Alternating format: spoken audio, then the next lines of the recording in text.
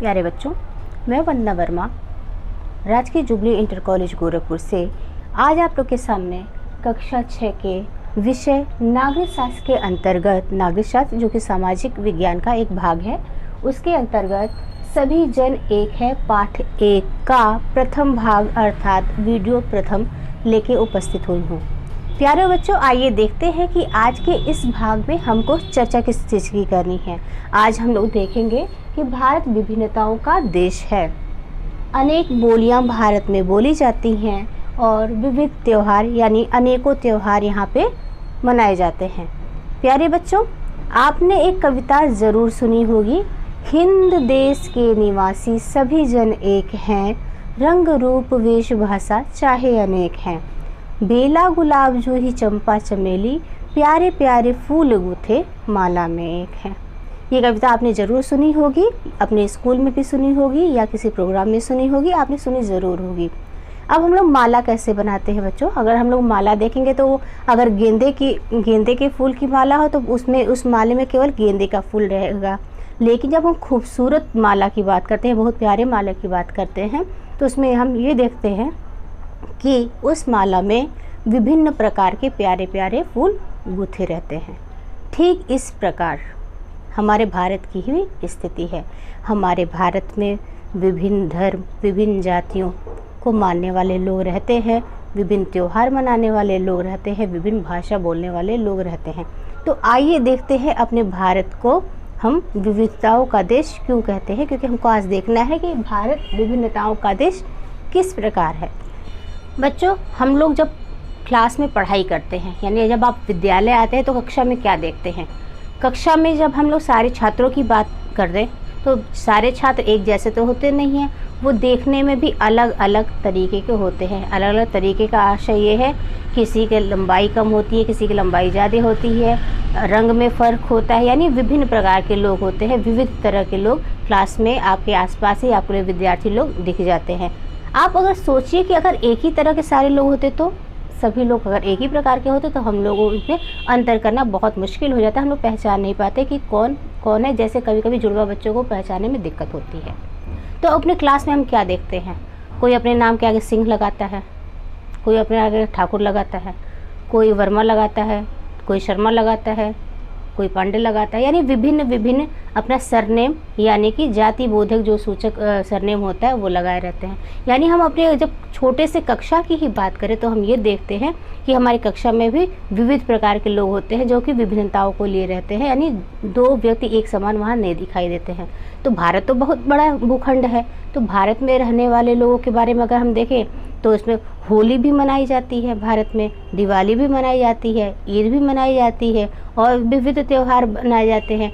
यानी उनको मनाए जाने वाले लोग विभिन्न समुदायों से बिलोंग करते हैं, विभिन्न समुदायों के लोग होते हैं। तो आइए हम देखते हैं कि भारत विभिन्नताओं का देश कैसे है। भारत में जब हम भारत की बात करेंगे तो सबसे उत्तर में हमको क्या दिखाई देता है? पर्वतीय इलाका दिखाई देता है। तो पर्वतीय इलाके में क्या होता है? बहुत ठंडी पड़ती है। जहाँ वहाँ ठंडी पड़ती है वहीं अगर साउथ की तरफ और दक्षिण की तरफ जाए, दक्षिण के राज्यों में वहाँ गर्मी पड़ती है।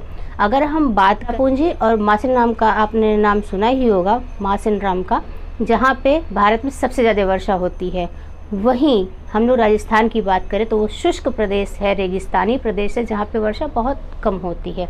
तो इस तरह हम देखते हैं कि चाहे वो जलवायु के दृष्टिकोण से हो, धर्मों को मानने वाले के दृष्टिकोण से हो, विभिन्न संस्कृतियों को मानने वाले लोगों के दृष्टिकोण से हो, तो यहाँ विविधताएं देखी जाती हैं, यानी परस्पर भिन्नता आपस में ही व्याप्त दिखाई देती है।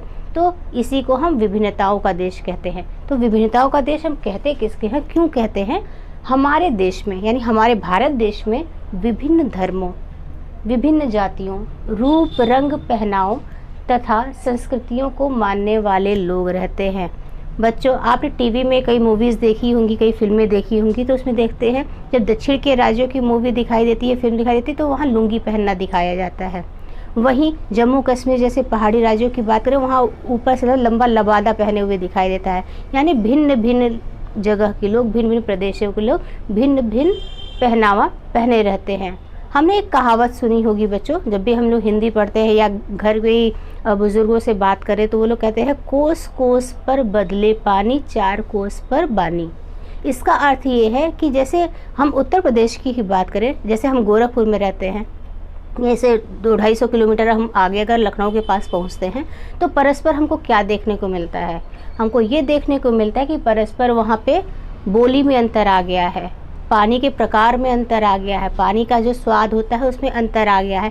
यानी कि भारत की जलवायु ऐसी है, पूरे भारत की बात करें तो उसके प्रदेशों में एक प्रदेश से दूसरे प्रदेश में जाने से ही हमको जलवायु में, लोगों के रहन सहन में, पहनावे में, खान पान इत्यादि में हमको अंतर दिखाई दे देता है। यानी भारत जो है वो कैसे है, भारत जो है वो विभिन्न धर्मों, विभिन्न जातियों, विभिन्न संस्कृतियों को मानने वाले लोगों से मिलके बना है। भारत एक देश है लेकिन इसमें रहने वाले विभिन्न लोग हैं जो कि विभिन्न संस्कृतियों का पालन करते हैं, विभिन्न जाति, धर्म, रंग, स्वभाव के लोग यहाँ मिलते हैं।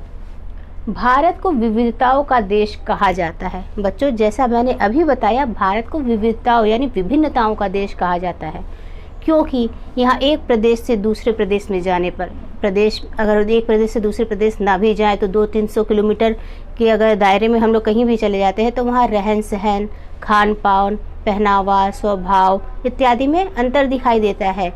जाति, एक ही प्रदेश में कई तरह की जातियों के लोग रहते हैं, एक ही जिले में कई प्रकार के जातियों के लोग रहते हैं, विभिन्न धर्मों के लोग रहते हैं, जो भारत जैसे देश में एक साथ रहते हैं, लेकिन उनकी संस्कृति, उनका पहनावा, उनका रहन सहन, आचार विचार, उनकी संस्कृतियाँ अलग अलग होते हैं। क्योंकि विभिन्न संस्कृतियों के लोग, विभिन्न जातियों के लोग, विभिन्न धर्मों के लोग खुशी खुशी एक साथ मिलकर भारत में रहते हैं, इसीलिए भारत को विभिन्नताओं का देश या विविधताओं का देश कहा जाए। बच्चों, हमारे देश में जैसा कि हमने अभी बताया कि यहाँ पे विभिन्न धर्मों के लोग मिलके साथ में रहते हैं, जैसे हिंदू, मुस्लिम, सिख, ईसाई, पारसी, जैन इत्यादि विभिन्न धर्मों के मानने वाले लोग एक साथ मिलके भारत देश में रहते हैं। और भारत में विभिन्न भाषाएं भी बोली जाती हैं, जैसे कि अगर आप जम्मू कश्मीर में चले जाओ तो वहाँ पे कश्मीरी बोलते हुए लोग दिखाई दे जाएंगे। अगर आप साउथ की तरफ यानी दक्षिण के राज्यों की तरफ आप चले जाओ तो वहाँ तमिल, तेलुगु इत्यादि भाषाएं बोलते हुए लोग मिल जाएंगे। और अपने उत्तर प्रदेश की बात करें तो यहाँ की मुख्य भाषा जो है वो हिंदी है। यहाँ के लोग हिंदी में ही अपनी बात करते हैं, लेकिन उत्तर प्रदेश में भी विभिन्न आंचलिक भाषाएँ भी होती, उस प्रदेश के लोग अक्सर आंचलिक भाषा बोलते हुए दिखाई दे जाते हैं। हमारे देश में यानी हमारे देश भारत में 225 भाषाएं बोली जाती हैं। कितनी भाषाएं? 225 भाषाएं बोली जाती हैं, जिनमें से 22 भाषाएं मुख्य हैं। यानी ये जो 225 भाषाएं बोली जाती हैं उनमें से 22 भाषाओं को मुख्यता प्रदान है, यानी वो लोग महत्वपूर्ण भाषाएं हैं जिनमें 22 मुख्य भाषाएं हैं। जैसे हिंदी, जो कि उत्तर प्रदेश में मैंने अभी बताया कि उत्तर प्रदेश की में हिंदी ही बोली जाती है। हिंदी, उर्दू, बांग्ला, मराठी, पंजाबी, तमिल, तेलुगु इत्यादि, ये सब 22 मुख्य भाषाओं में से कुछ भाषाएं यहाँ लिखी हुई हैं कि 22 मुख्य भाषाओं में कौन कौन सी भाषा है। अगर हिंदी की बात करें तो किस प्रदेश में बोला जाता है बच्चों? हम लोग उत्तर प्रदेश में रहते हैं, तो उत्तर प्रदेश में कहीं भी जाइए तो वहाँ हिंदी बोलने समझने वाले लोग आराम से मिल जाते हैं। मुख्य भाषा क्या है? हिंदी ही है। उर्दू भी बोली जाती है, कुछ क्षेत्र विशेष में उर्दू भी बोली जाती है। बांग्ला की बात करें तो पश्चिम बंगाल की तरफ अगर आप जाइए वहाँ मुख्यतः आपस में लोग बांग्ला ही यूज़ करते हुए, प्रयोग करते हुए आप लोग दिखाई देंगे। मराठी, महाराष्ट्र वाले क्षेत्र में जब आप जाइएगा तो आपको मराठी बोलते हुए लोग दिखाई दे जाएंगे। अगर महाराष्ट्र की बात करें तो मुंबई जैसे इलाकों में, मुंबई जैसे शहरों में आपको क्या मुख्यतः जो आपस में लोग मराठी बोलते हुए दिखाई दे जाएंगे। पंजाबी कहाँ? पंजाब में पंजाबी जो कि बोली जाती है। तमिल, तेलुगु जो कि साउथ के यानी दक्षिण के राज्य में भाषा बोलते हुए लोग दिखाई देते। तो ये मुख्य भाषाएं हैं, 22 मुख्य भाषाओं में से कुछ भाषाएं यहाँ पे दी गई हैं बच्चों। तो हम लोग यूपी में रहते हैं यानी उत्तर प्रदेश में रहते हैं, तो उत्तर प्रदेश की मुख्य भाषा क्या है? उत्तर प्रदेश की मुख्य भाषा जो है वो हिंदी है। उत्तर प्रदेश में कुछ आंचलिक भाषाएं भी हैं। आंचलिक मतलब क्षेत्र विशेष की भाषा जो है, जैसे ब्रजी, अवधी, बुंदेलखंडी आदि।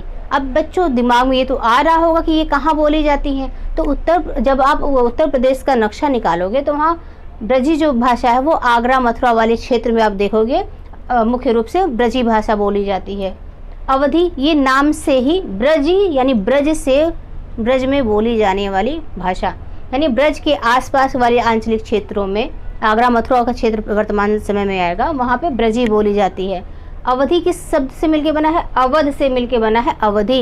यानी अवध वाले क्षेत्र में, वर्तमान में जो फैजाबाद वाला पूरा क्षेत्र है वो अवधि वाले जोन में आएगा, उस वहाँ अवधि बोली जाती है।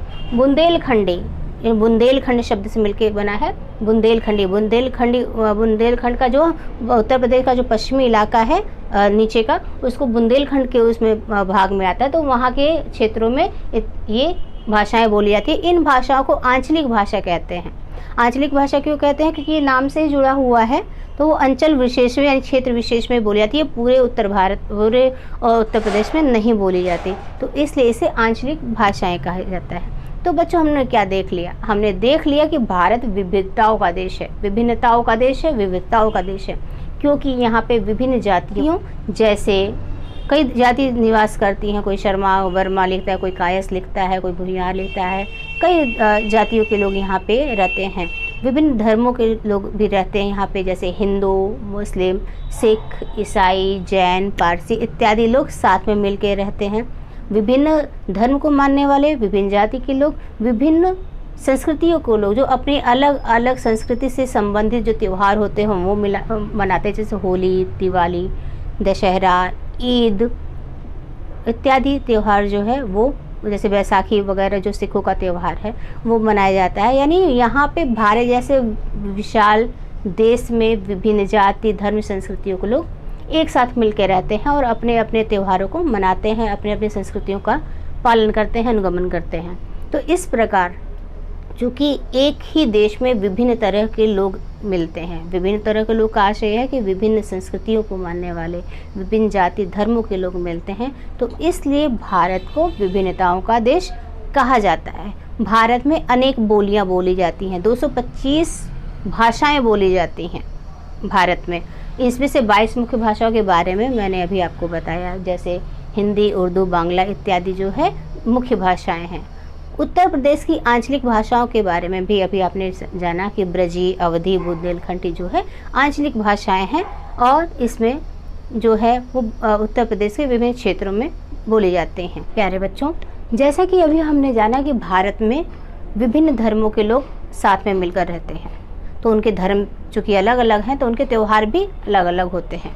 तो विभिन्न धर्मों के लोग यानी हिंदू, मुस्लिम, सिख, ईसाई, पारसी, जैन इत्यादि साथ में मिलकर रहते हैं और भारत में त्यौहार लोग मिलजुल के मनाते हैं। जैसे कि विभिन्न धर्मों के लोग विभिन्न त्यौहार मनाते हैं, तो कुछ त्यौहार हैं जैसे होली, दिवाली, ईद, बैसाखी, क्रिसमस इत्यादि। अब होली दिवाली कौन मनाता है बच्चों? हिंदू धर्म के मानने वाले लोग होली दिवाली मनाते हैं। होली में क्या होता है? होली कैसा त्यौहार है? होली रंगों का त्यौहार है। और दिवाली की अगर बात करें, जो दिवाली की बात करें तो दिवाली कैसा त्यौहार है? दियों का त्यौहार है, प्रकाश का त्यौहार है। तो होली दिवाली हिंदुओं का त्यौहार है। ईद, ईद जिसमें सिवई वगैरह का नाम लिया जाता है, मीठी सिवई खाई जाती है, तो ईद कौन मनाता है? ईद मुस्लिम लोग मनाते हैं। बैसाखी कौन मनाता है? सिख लोग मनाते हैं, जो बैसाखी उनका प्रमुख त्यौहार है। क्रिसमस की बात करें तो ईसा मसीह सामने दिमाग में आ जाते हैं हमारे, तो ईसाई धर्म को मानने वाले लोग क्रिसमस मनाते हैं। कुछ ऐसे भी त्यौहार हैं जो भारत के विभिन्न राज्यों में अवसर एक ही होता है मनाने का, लेकिन विभिन्न नामों से जाना जाता है।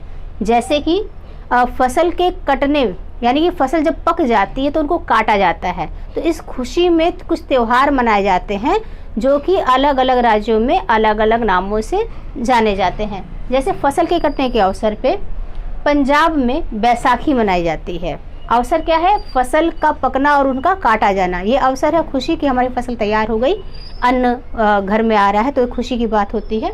तो उस अवसर पे पंजाब के लोग बैसाखी मनाते हैं। कहाँ के लोग? पंजाब के लोग बैसाखी मनाते हैं। केरल के लोग ओणम मनाते हैं, नहीं ओणम के नाम से केरल में त्यौहार मनाया जाता है, जो फसल के कटने और पकने पर ही मनाया जाता है। ओणम कहाँ मनाया जाता है? केरल में मनाया जाता है। तमिलनाडु जो कि दक्षिणी राज्य है, केरल भी दक्षिणी राज्य है, तमिलनाडु भी हमारा दक्षिणी राज्य है भारत का, तो यहाँ पोंगल मनाया जाता है। पोंगल नाम है बच्चों, पोंगल के नाम से वहाँ त्यौहार मनाया जाता है। और फसल के ही पकने और कटने पर मकर संक्रांति मनाई जाती है, उत्तर भारत में। मकर संक्रांति का नाम तो उत्तर प्रदेश में चूँकि हम लोग बच्चों रहते हैं तो बहुत सुनने में मिलता है। इसे हम स्थानीय भाषा में खिचड़ी का त्यौहार कहते हैं कि खिचड़ी का त्यौहार आने वाला है, जनवरी में पड़ता है। तो मकर संक्रांति जो है उत्तर भारत में मकर संक्रांति का त्यौहार मनाया जाता है, जो कि फसलों के पकने और कटने की खुशी में ही मनाया जाता है। प्यारे बच्चों, आज हमने क्या देख लिया है आज के इस वीडियो के अंतर्गत, जो कि आप राजनीति शास्त्र के प्रथम वीडियो है आप लोग का पाठ 1 का। सभी जन एक है, जैसा कि नाम से ही है, सभी जन एक है, यानी कि सभी लोग एक ही हैं। एक ही है क्या मतलब भारतीय हैं। भारत के अगर परिप्रेक्ष्य में हम बात कर रहे हैं तो सभी लोग भारत में रहने के कारण एक ही हैं, यानी भारतीय हैं। और भारतीय होने के बाद भी वो लोग अलग अलग संस्कृतियों को, अलग अलग धर्मों को, अलग अलग जातियों को मानने वाले लोग रहते हैं, जो साथ में मिलजुल कर रहते हैं और विभिन्न त्यौहार मनाते हैं। जिस तरह कक्षा में विभिन्न जाति धर्म के लोग हम लोग को साथ में मिल के रहते हैं, दिखाई दे जाते हैं, उनके कल्चर अलग हैं, उनके त्यौहार अलग हैं, लेकिन फिर भी वो कक्षा में साथ में बैठ के अपना काम करते हैं। ठीक इसी प्रकार भारत जैसे विशाल भूखंड में भी अलग अलग राज्यों में अलग अलग संस्कृतियों को मानने वाले लोग, अलग अलग धर्मों जातियों के लोग, संस्कृतियों के लोग साथ में रहते हैं और साथ में मिलजुल कर खुशी खुशी अपना त्यौहार मनाते हैं। और उनकी बोलियां भी अलग होती हैं, फिर भी उनमें आपस में क्या होता है, भारतीयता होने का, भारतीय होने का एहसास होता है और वो लोग एक साथ मिलजुल कर रहते हैं। इतना सब जानने के बाद बच्चों, आप लोग का आज का गृह कार्य ये है कि आसपास आप लोग के पड़ोस में, यानी आप जिस जगह रह रहे हैं वहाँ आसपास कितने धर्मों और कितने जातियों के लोग आपको दिखते हैं और वो क्या क्या त्यौहार मनाते हैं, इसको आप लोग कॉपी में मेंशन करेंगे, कॉपी में नोट करेंगे। तो आज इतना जानने के बाद कि भारत को विभिन्नताओं का देश क्यों कहा जाता है, भारत में कौन कौन सी विविधताएं हैं, जलवायु रूपी विविधताएं भी हैं और यहाँ पे विभिन्न धर्मों जातियों संस्कृतियों के लोग मिल के रहते हैं, यानी उनके जाति अलग हैं, धर्म अलग हैं, पहनावा अलग है, संस्कृति अलग है, ये भी क्या है, विभिन्नताएं ही हैं। तो इसलिए भारत को विभिन्नताओं का देश कहा जाता है। प्यारे बच्चों, आज का ये वीडियो यानी प्रथम भाग जो आपका है पाठ 1 का, यही समाप्त होता है। धन्यवाद।